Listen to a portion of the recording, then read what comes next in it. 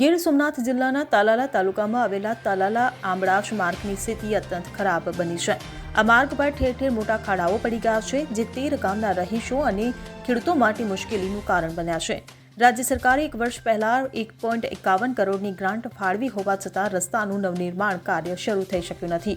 તો આંબળાશ ગીર ગ્રામ પંચાયતના સરપંચ માયાબેન વાછાણીએ જિલ્લા કલેક્ટરને આપેલા આવેદનપત્રમાં જણાવ્યું હતું કે છેલ્લા 5 વર્ષથી આ માર્ગની સ્થિતિ બિસ્માર છે। બાંધકામ વિભાગે 3 વખત ઓનલાઈન ટેન્ડર બહાર પાડ્યા, પરંતુ દરેક વખતે ઊંચા ભાવને કારણે ટેન્ડરો નામંજૂર કરવામાં આવ્યા છે। તો આ પરિસ્થિતિમાં સ્થાનિક લોકોની મુશ્કેલીઓ વધી રહી છે। વાહન ચાલકો માટે આ માર્ગ પરથી પસાર થવું મુશ્કેલ બન્યું છે।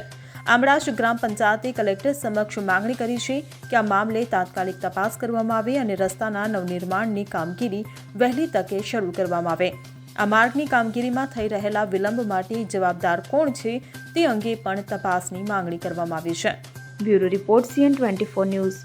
હવે જુઓ દેશ દુનિયાની તમામ ખબરો તમારી આંગળીના ટેરવે।